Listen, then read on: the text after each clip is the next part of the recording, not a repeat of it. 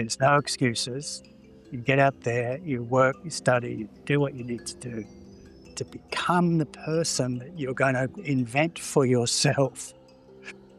That's fucking crazy pressure, man, to put on a 15-year-old.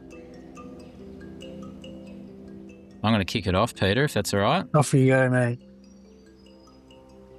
Great. Hello and welcome to What is Our Rite of Passage? Our guest today is Peter Glencross. Everything I know about Peter is hearsay, and it is my intention to hear what this man has to say for himself. Ever since I wandered into the forest seeking answers to this question, I noticed that the breadcrumb trail often led back to Peter. So it is with itching curiosity that I welcome him here today with us to share his experience, insights, and possibly a story or two. We acknowledge the Jara and the Yagal people, the traditional custodians of the land where this is being recorded. We acknowledge elders and knowledge holders, past, present, and future. May their ceremonies and initiations be remembered, and may this feed and heal the country on which we live, work, and play. Welcome, Peter. Thanks, man. I'm curious about your curious breadcrumbs and hearsay. I'm like, where did that come from? Yeah. Would you like to check in? Where are you coming from and what are you bringing? Yeah, righty. I'm here on the banks of the Clarence River in Yagal country, which is a little group of people with a slightly different language group in the mouth of the Clarence River here. That's just a little group of people on both sides of the river. So it's sort of quite an interesting little sort of passed over group of people traditionally who have their own creation story here, of course. They're the things that I'm interested in delving into. So I've, what am I coming with? Let me go back. I make up a story that people come into the men's work that we do largely from crisis. And because I was one of those, I had little kids and a bust-up family, and I was like, where the fuck do I go now? So that was my story. And then I found this sort of connection and like-mindedness or like state of being from a bunch of other men and go, oh, okay, other people are doing this the same as I'm doing this struggle. They're in the same sort of story that I'm in. So there was a commonality in that that was really attractive for me. And then I pretty quickly became enamored with the ritual and ceremony of holding space together. And so that was what was exciting me. By the time I'd actually come into the Mankind Project, was actually, this is pretty amazing. This ritual theatre is what I call that. So this thing of participating as a player and an audience at once was very exciting for me. So when I stepped into the NWCA and saw that happening, this was like, wow, for me. And I'm still like that, attracted to that stuff to this day. So I'm bringing this sort of curiosity around the magic of the mystery and ritual and ceremony. That's what floats my boat. There's a wow for me in the mystery, which is me, right? That's who I am. So I've gone away for a bit to sort of go and look into, from the MKP world, which is why I haven't run into you yet, most likely, apart from the fact that I'm 1,000 miles away. I went away to sort of scratch more deeply into that investigation around spirit and mystery. So I'm hoping to bring more of that. And I was always a bit like that.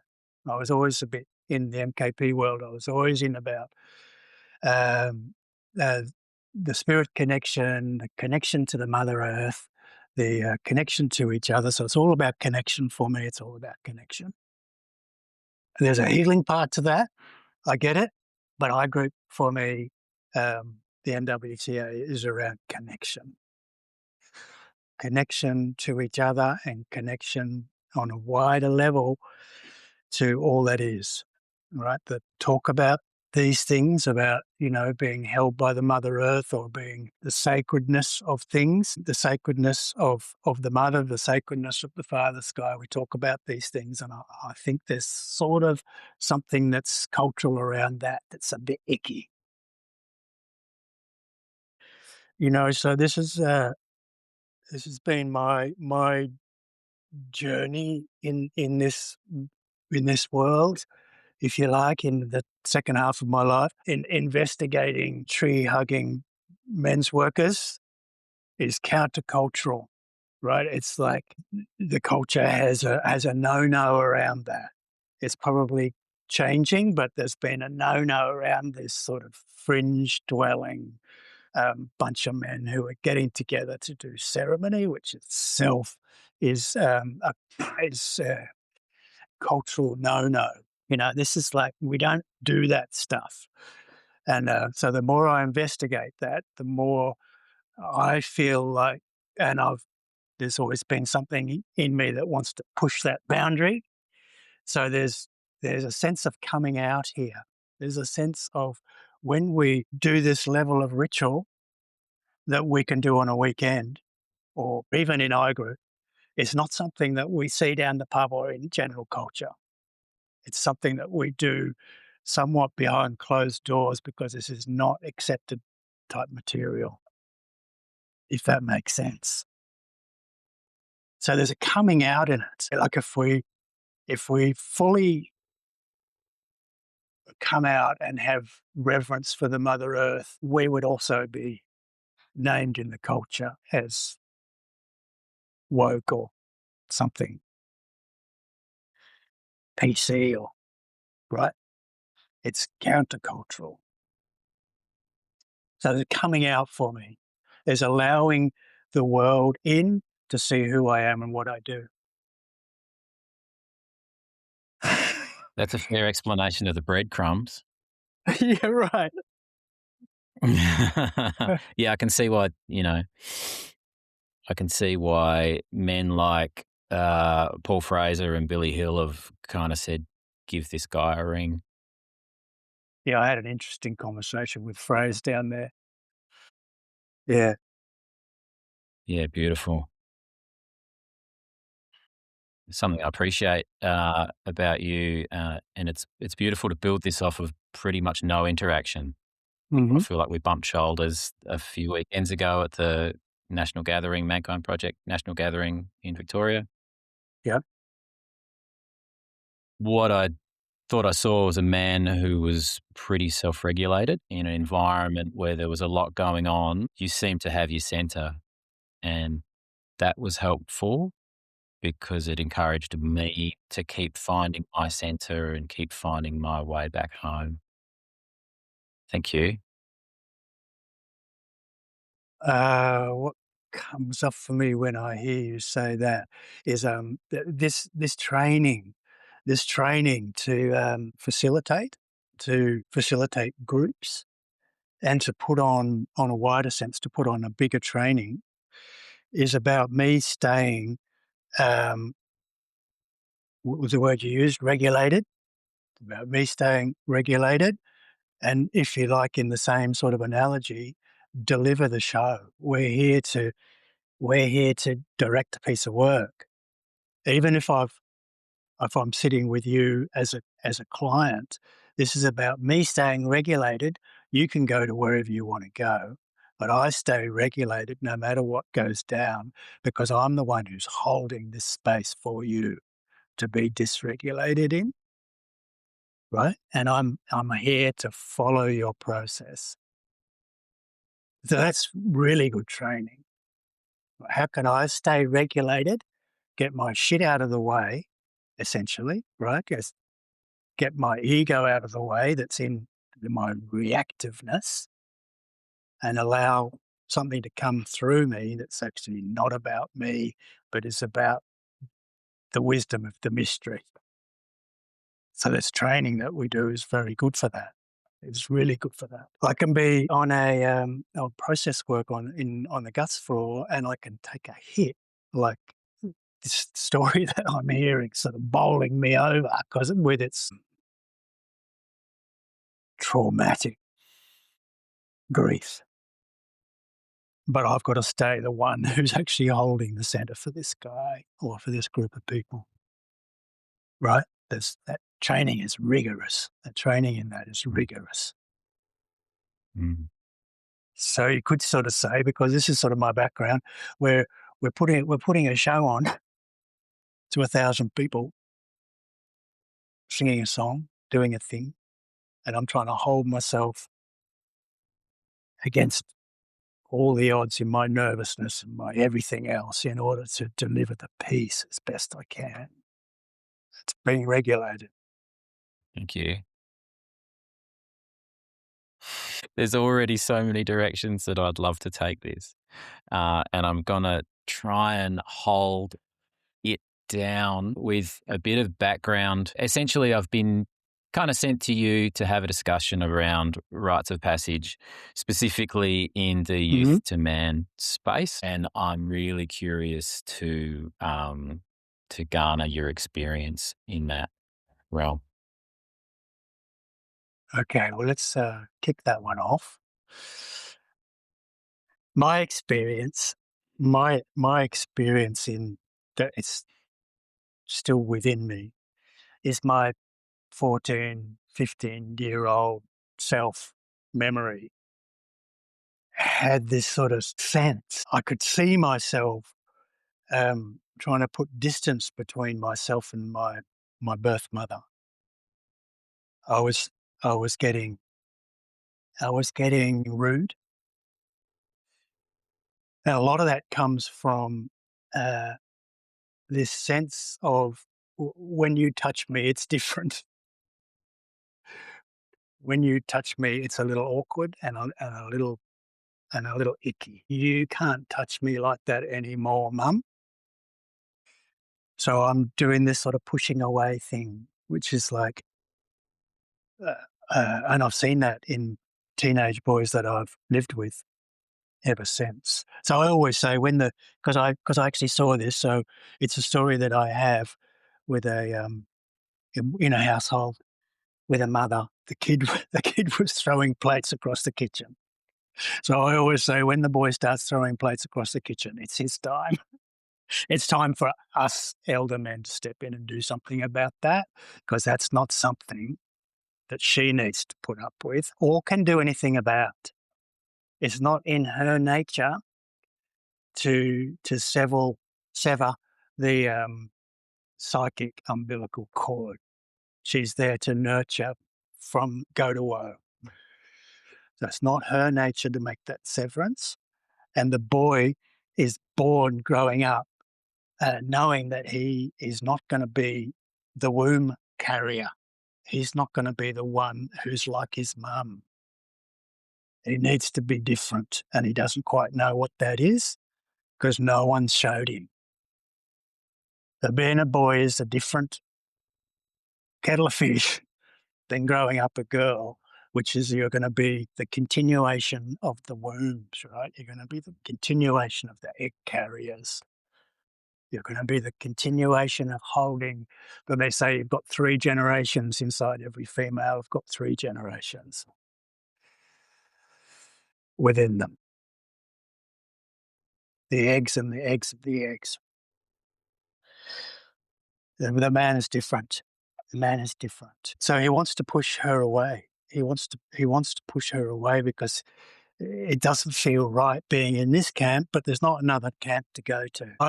I think that's primary. This is the key is under your mother's pillow thing, right? This is primary to all cultures. All cultures. You live in the women's camp until you get taken by the men to go and live somewhere else. So the women and the children can all live in the one location and in the one community, but the men are living out somewhere different. We can get together and dance and do all that stuff together, tell stories and feast and do all those things. But there's something different about the men that needs to happen here to look after the feminine in this, because otherwise the boys are going to grow up and they're going to unconsciously push the feminine away. Does that make sense? And that I relate to in my own work. That was happening to me, right? When mum starts to Mm. reach over on the bus or something at the dinner table and put her hand on your inner thigh, there's something that goes a bit pear-shaped about that. And she doesn't get that anything's different. So when we do particularly teenage rite of passage, which I think you're talking about, male teenage rite of passage, I'm not sure what happens with the girls. The first and foremost ritual is, well, there's a separation from the women's group, separation from community.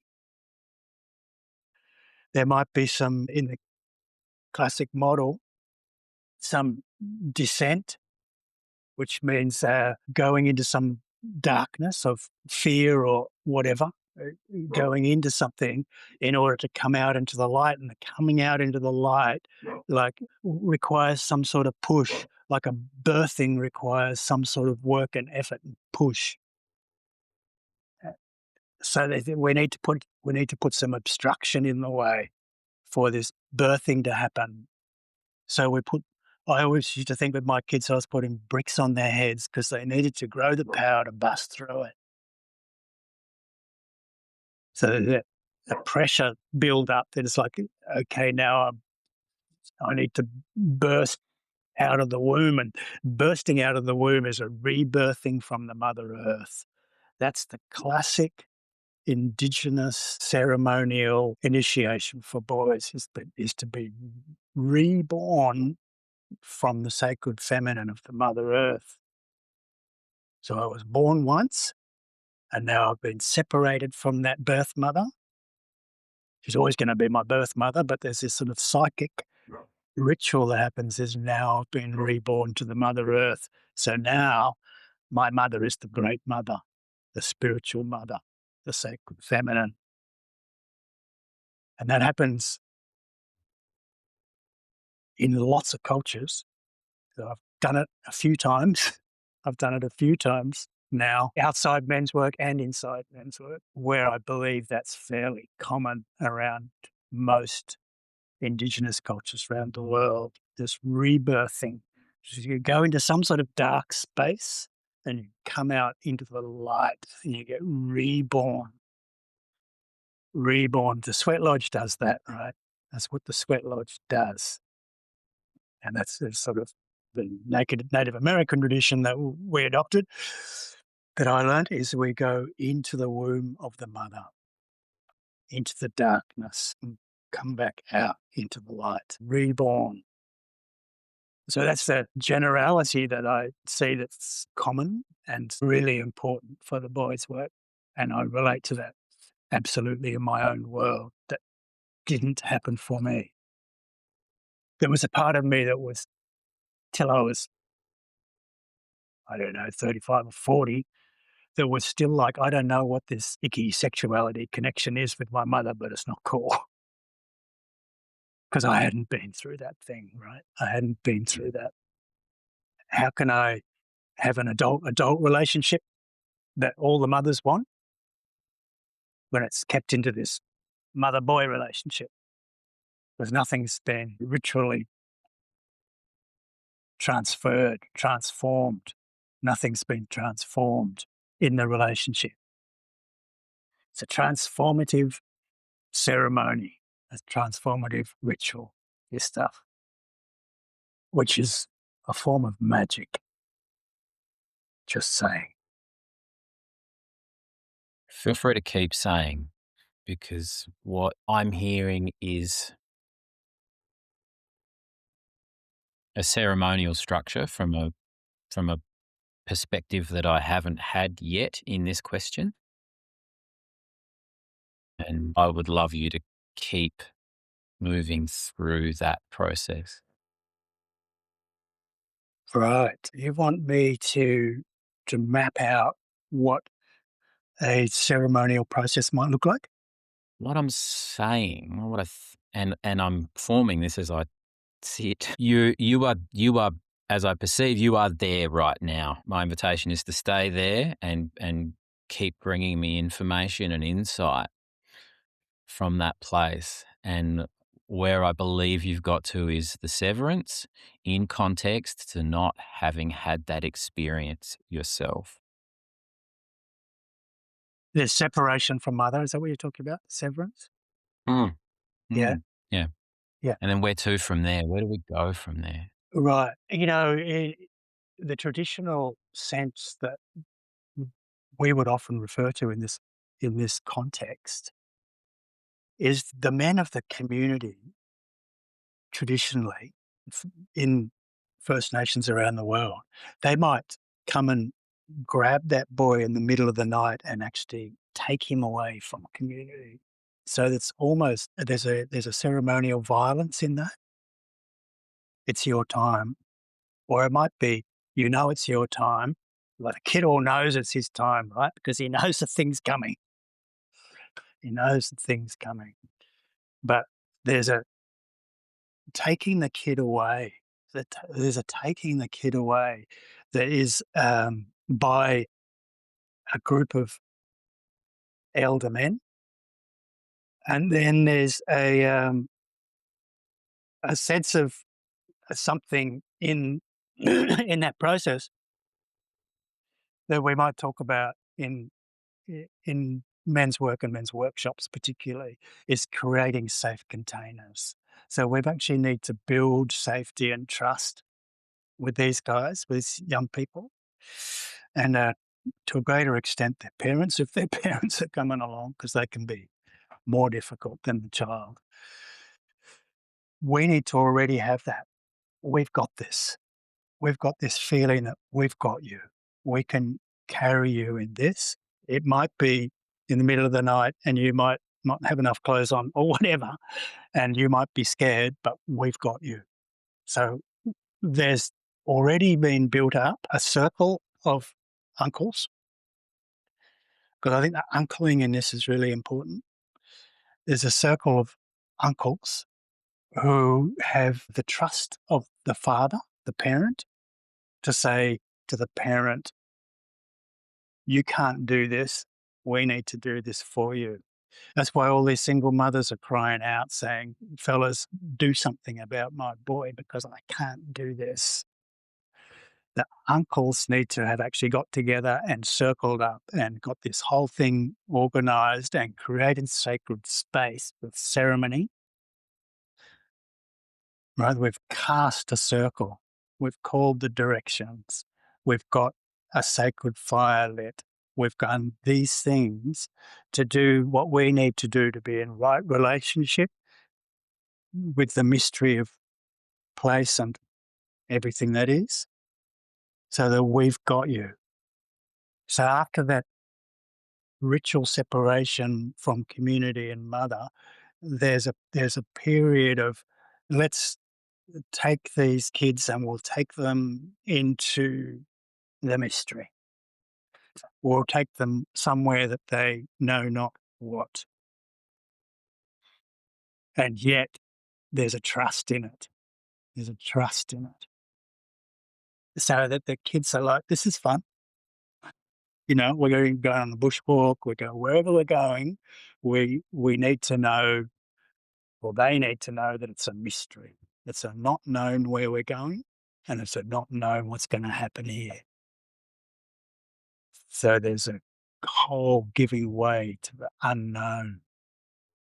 And that's sort of really important, right? So we might um, blindfold them, do it in the darkness a little bit. So it started to get dark in the afternoon. So we're walking through the bush and we might do it, get around in circles a few times so that they're completely unknown. They're in the unknown. You've been dropped in the deep end here and you don't know where you are, nor do you need to. What you need to know is we've got you, and that's all you need to know. And that's the descent process. It takes a lot of trust, hey? Yeah, takes a lot of trust. And that trust is built beforehand. You know what? We've fully got this. We can get ourselves out of the way, Mm.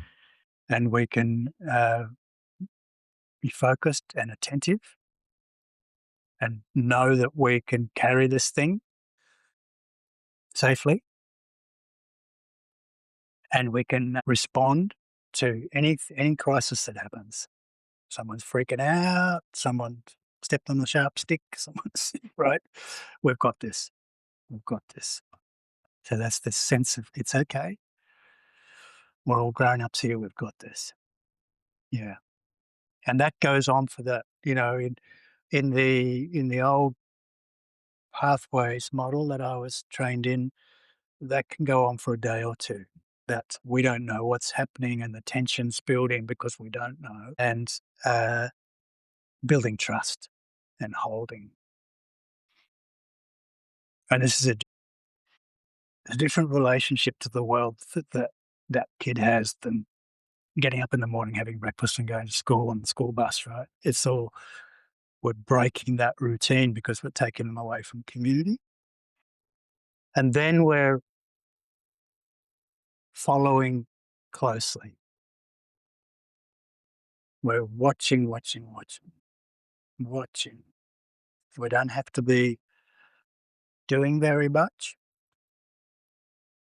but we can be watching to see how the mob is developing. Is any is anybody left out here? Is anybody being bullied? Is there any sort of high talkers and low talkers, and different dynamics going on? Is there separation in the group because he goes to that school and the other ones go to the opposing school, and they're at war on the footy team? What's going on here? Mm. So we're just watching and watching, watching, watching that develop. And then we might do things like introduce the idea of a yarning circle just to sort of check in with the kids, how you go. But that in itself is a new experience, right? Because they're doing a men's group circle facilitated by a couple of adults is a ceremony in itself. Mm. So I call that stitching the circle together. So you're weaving community. When we hear each other and we get ourselves a little real around how you're going, this is different from a high school playground etiquette. We're starting to weave community, weaving, everybody gets heard, and we're doing a ritual of one person at a time. So that's introducing ceremony to young people, which is different in our culture, right? They were saying that's Mm. countercultural. You don't do that stuff in our world. We take the piss out of it with happy birthday songs and toasting with champagne, etc., or taking the kid out to dinner when he gets his driving license. We take the piss out of it because they traumatized our ancestors by burning them at the stake for that shit. It's difficult. So we introduce gently this idea of ceremony, right? And then we do more and more of that ceremonial thing. That can be anything that you want it to be, you know, what you actually do on the ground can be determined by what we're hearing in the group. And that's the way that I like it. It's actually, again, it's following the client. These people are talking about, let's say, social media, because that's a big one for kids at the moment, right? And social media bullying and the restrictions that they have for their parents and blah, blah, blah, screen time. And like it's a big thing for kids. So let's grab that as a theme and work with that bit. We might do that. Do you know what I'm saying? We're following what's indicated. What's indicated. I spoke to Billy recently, and he said, I think I think it was a Rumi quote. Yes. It might not have been Rumi, but he said, "The shepherd is following the innocence of the Yeah. hunger of his sheep." There's people often talk about the teenager being awkward and gangly. He's got this sort of knowing and yet he can't do it because it's not cool, you know? He's got this stuff inside him, but he can't even talk about it because, I Mm, don't know, get mm, shamed for it or bullied for it or, you know, right? Fully strong to be out there. He's got some sort of hunger inside him. There's enormous pressure. You've got to, when you're in year 9, say, everybody's saying, "What subjects are you choosing at school? What are you good at? Who are you?" is the underlying question, right? Everybody's saying, "Who are you? What are you good at? What are you gonna make of yourself? Who are you gonna be when you grow up?" And all this is up to you. What you make of yourself is your fault, right? That's enculturated. There'll be somebody at the pearly gates at the end saying, doing the clipboard, box ticking. Right, you had all the cards that you were dealt. What did you make of it? Right? This kid's got that at 15. Like it's all up to you because we teach kids to individuate. This is you've got to separate yourself off from everything else that's existed on the planet. You're not in relationship with anybody but yourself. And it's your job to find out who you are and save yourself. 'Cause there ain't nobody going to do it but you. That's the whatever you call that. That's what's in the culture, right? There's no excuses. You get out there, you work, you study, you do what you need to become the person that you're going to invent for yourself. That's fucking crazy pressure, man, to put on a 15-year-old. That sort of makes sense. Like it's insane. It's insane that, and what we're doing here, on a wider sense is saying, no, we've got you. There's not just you, there's us.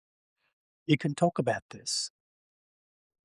You know, there's also when we do ritual and ceremony, we're introducing other practices that are about the mystery itself or other life forms. That there's also staring into the fire, which is useful.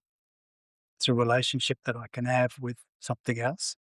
There's lying on the Mother Earth, which has a feeling to it, right? So we're introducing concepts of a relationality, which is actually the sacred feminine, right? We're introducing concepts, ideas of relationality.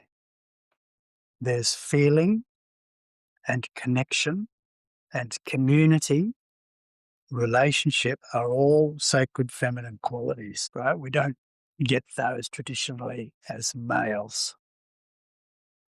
You know what I'm saying? So he then is not on his own so much anymore. He's got us. He's got these other kids that he can start to develop connection with because they're not doing bullshit yeah. stuff anymore. They actually have this opening available to Mm, have proper conversation, proper connection with another fella. And there's a group of men that are in the community that can hold this thing. This is the dream, right? Doesn't always happen because we're so spread out in this country. And there's this connection to other things. There's this connection to other feeling things, the natural world. And when I have that, then I'm not on my own anymore. I'm, I'm in relationship to a bunch of other stuff. I'm part of the wider, all that is life force. And that's useful because it's not just me trying to make something of myself in a material world, right? It's not just What I'm getting is the sense of equality too between, in the cohort or the group of teenagers, that whatever it is that they brought in, these political structures that you mentioned before, they're all held in the same place of mystery of not knowing what time they're going to eat and where they're going next. yeah, there's inequality in it, definitely. So I think what happens on these camps that I've seen is the kids will start to break those barriers down between us and them or me and the rest. And they'll start to have individual relationships that are valued. Like they'll start to look after each other a little bit.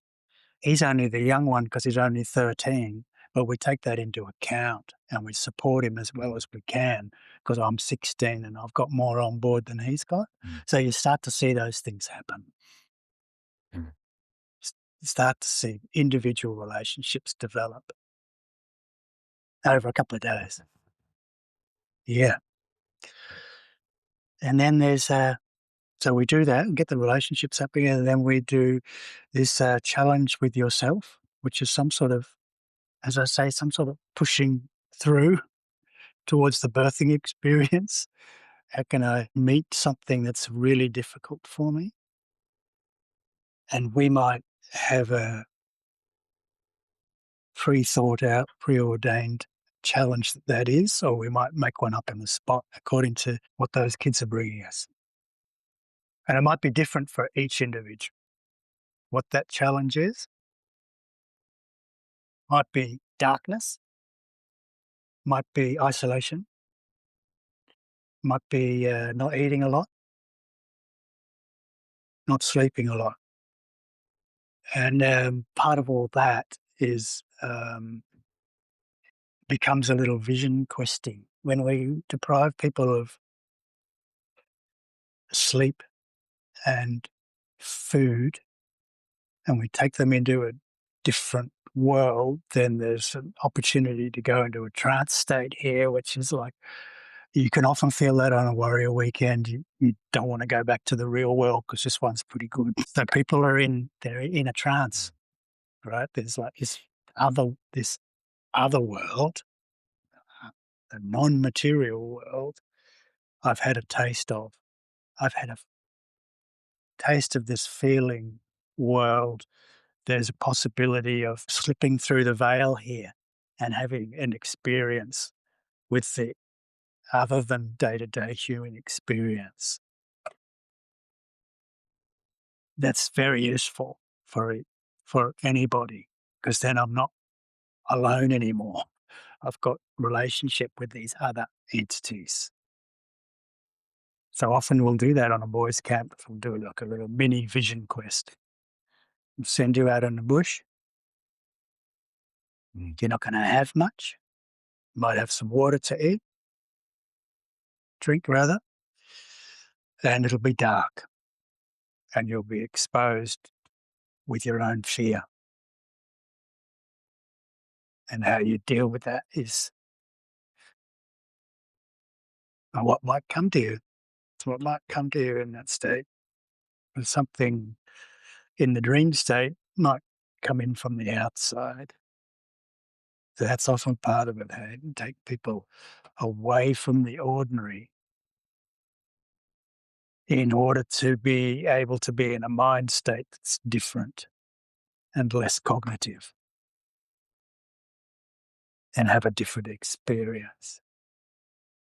You mentioned the descent before. I interrupted you with a question, but sometimes, it would be helpful for me if you could map that descent process again with the challenge, or is the descent process before the challenge, or is it at the challenge, or is the descent and the challenge kind of different for different people? Well, it can be, and we would structure that. Well, we do that on a men's weekend too. We take the regular world away from you. We take the normal, regulated. cognitive, day-to-day material world away. So your structured, world that you know how to operate in is taken away. Take you away from the community that you would have gone home to and had tea tonight, and we're gonna often walk. It might be an extended period, of Mm. descent that I'm going into the unknown. I'm going into the unknown. And things might start rising for me in that descent, right? Things might be like, oh shit, I don't know what this is about. You know, I don't know what it is, but it's not going to be pretty, Mm. right? So those sorts of things might arise. So that's all before. That's all before. And then there's maybe a moment with the boys, where you might say, this is the moment you've always been waiting for. You knew something was coming, didn't you? The men are the same on a weekend. They're like, well, we've had a pretty easy sort of educational time so far. They've done all this thing, taken names away and done this stuff so we're become less comfortable in the outside world. We now haven't even got my name. They've given me this other thing and you're in this group over here now. You're not in the group that you normally hang out in. So there's a taking away and we don't know what's happening yet, but something's coming. Something's coming. If you go into that uh, alone time, they call it alone time on a weekend. I don't know if you've ever sat Mm. there before we go into the process work. Alone time is thick with people's knowing that some shit's about to come down. It's like full, such a full and empty moment, so pregnant, possibility and fear and oh my god, what's this? Fuck, what are they going to do to us now? Sort of stuff. So the boys will have that. The boys will have that, and that's really good. That's what all the imagining the shit that could go down, and everybody survives it and has their own little ordeal, and finds out a little bit about themselves, hopefully, during that process. Experience that I had with my NWTA was that I'd been through a rite of passage before, with the organisation that I work with, and it's a 3 or 4 day process. And what I noticed about the NWTA is it's a pretty short process. It's two days, 48 hours or whatever. But the leaders of that event had an amazing way of suspending me in that moment for what felt like 24 hours. In that moment of something's coming, I don't know what. Uh, I'm in another place where I'm not used to being. I felt suspended for a large amount of time. Right. So you're talking about the suspenseful moment where you're waiting for the shit to hit the fan, but you don't know what it is. Yeah, Yeah. and my own anxiety Yeah. and pissed offness and fuck, I was furious. Yeah. This is fucked. I've done this before. I don't need to be here. I'm fucking hungry. I'm under caffeinated. These guys are fucked. And I was there for it. It was probably an hour, but it felt like days. Yes. Yes. Yeah. So that's important. Stewing. Yeah. Yeah. I agree. I think we've got 48 hours that is people have gotten pretty good at it. It's fairly sophisticated Mm. as a moment by moment thing. And it's a lot. It's a lot. Mm. And my experience with the teenage boys' work is it's probably useful not to pack it in as hard. Yeah. So when you're a kid at 15, I use that age because it's general. Um, you've had your entire life has been told what to do. You've got parents, teachers, all the adults around you are telling you how to behave and who to be. So it's not really useful if we want to bring in a different sense of world to continue that going on. That's my judgment. So if we let go of that, take that pressure off. You can't do this. You can't got to do this. 8:45, we're doing this. Here's your timetable, and Mm. be there and don't fuck up. That's not really useful. My year 9 teacher, and he sucks, right? Or my dad, or whatever. So we take that authority sense away a little bit and try to make a level playing field. What do you guys want now? It's refreshing, refreshing.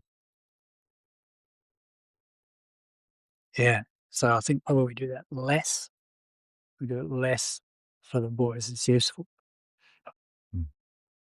I have seen it really the way we were trained in it, actually. 25 years ago, it was very programmed. We're going to deliver it like this. And my experience as not so much the protocol guy was I think we can do a whole lot better than that by really paying attention and being creative in the moment.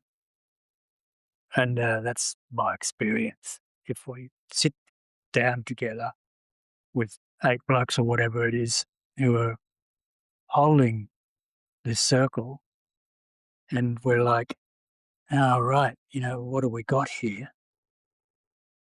And we try to fabricate something, and then we can sit there in that meeting for an hour until we get our fucking smart ass brains out of the way, and something will come through and we'll go, "Yes, that's it. That's it. That's what these kids need right now. That'd be fucking brilliant. They'll love it." And that's the piece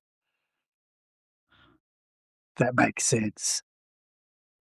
So we can sort of write up a passage outline, and then I'm I'm the one who likes not to be fixed too much in that stuff. What else could I say about the boys' work? Does that sort of make sense? Your experience of being one, Yeah, having been one? yeah, it does.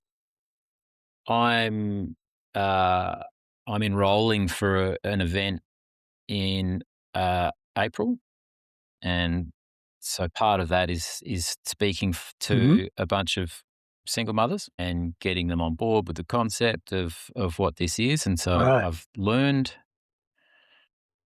a terrible lot in those conversations. I've been involved with this work in various capacities for 10 years. Something that I've learned from these conversations with mothers is we have the ability to celebrate them as well as take their child away.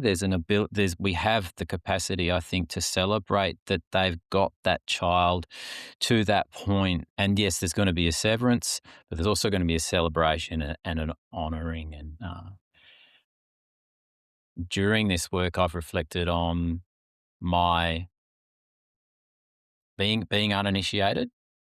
I've reflected on the wounds I carry around my father. I've reflected on the wounds that I've carried around my mother. But a new thing dawned on me was the impact of not being initiated, the impact that had on my relationship with my mother. And that what I did to sever myself was brutal on that woman. Yes. I had sex with one of her friends. I left the country without turning around to say goodbye. It was cruel. So I can only imagine how awkward it was inside your body at that moment that you could tell yourself, I just can't do this. Whatever was living inside your body at that point when you jump on your aeroplane, feeling everything that you're feeling, was telling yourself, There's no way in the world I can do this right now.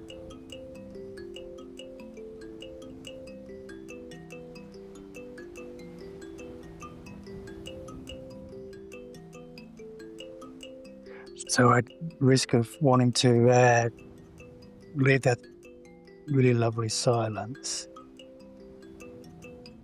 I just wanted to you've brought up for me how I've missed the women in this. In the traditional model that was created in the late 90s, I suppose, mid 90s, the women would do the separation piece, but then they might have a facilitated group over the weekend to process anything that they were processing around their grief of losing their little boy or that separation thing. And then they would do this beautiful, the boys would walk back into camp the same as they walked out. They would walk back into camp and the women would have provided a ritual feast on a on like a, and the boys would having, which was a bit of an acknowledgement that they hadn't eaten that well for a few days in a ritual sort of way, was different, deliberately different. And they would come and take a piece of whatever yummy things they had, and then they were encouraged to not eat all of it, but take some of it and give it, share it with the women who had brought it. So there was this lovely moment of the boys singing their way back into camp in some, chorus. So they're like as a one vibe. And then there was a accepting of the offering and then a breaking bread together with the women, which was really, really lovely. And the other piece that I have to offer there around, because I'm hearing that you're about to do this with the women and creating something new. I was in conversation with this, well, I've been in conversation for a couple of decades now, and my sense is the women were always feeling like second fiddle in this process. They never quite felt like they were at the table, even though the men who were running the thing were doing men's business. The women were invited to come and be in it and have their own facilitators and um, organise the ceremony, feasting at the end, and doing a whole lot of stuff. Never felt like they were quite part of it. So there was like an underlying conflict there always, that this is a, you're saying it's a community event, but it's not quite. So there's an edge there. There's an edge there of, yes, we're doing a male, young male's rite of passage. And even though you have an integral part in that, you're not quite part of it. So I really hope, and I did a lot of work around trying to, I don't know, broach that relationship, broker that relationship, however that happens. Might be that the women are actually on site over there doing their work. I don't know. Or that there's a community gathering together and then there's a community separation of gender and then there's it's something around honouring the whole community is attempted in the aftermath in some sort of celebratory way, and it's often run by the women, that thing. Has still been difficult for the women. That's the feedback I'm getting. It's a huge Castlemaine, early on, the men took the boys out into the bush, and also pretty early on, the mothers and some women from the community started to get around this process. And then around the time, or a little bit before I got involved with the organisation, the women and the community group were invited in as greater stakeholders. And what I witnessed was the bursting of a massive or eruption of a massive wound and the discord that took place over years of misunderstandings and infighting and this and that and we're a bit late and the women are there and they're ready and this is causes a thing and when did you say that Mhm. you want to take the boys out on Mother's Day? What an abuse and all of this stuff and now that doesn't exist anymore. There's a beautiful harmony within the women and the men and in the community Right. group. It's gorgeous, but in hindsight, maybe that's thousands of years of the wounds of our grandmothers being expressed through this discord of, it was a very short amount of time in the end. Well, that's really good to hear. So there's something that's happened there, I would say, in that relationship that's different from a circle of men inviting some women to participate. There's an us and them in there from the get-go. Mm. Does that make sense? It's a bit like trying to develop a women's group out of an I group because we think you women need it. Yeah, Todd. and it sort of never works very well. Or trying to do a mixed group. Some people have done that out of I group as well. We want to have a bring women in once a fortnight or something. Is tricky because it's the men's group actually saying controlling. We want to control how this looks because we like what we've got. We want you to have what we've got Mm. instead of starting from a fresh slate. What would this look like if we suggested that we do something with your sons in circle and start that conversation? Something like that. Sounds like where you went back to. Where you went back to Mm. was allowing them a full seat at the table, Mm. allowing women a full seat at the table. Yeah, I think that's been tricky in the past. So that's good. So that's a pathways model that you've got down there. No. Yeah, it's a model that was seeded to us by a group in Kangaroo Island in South Australia.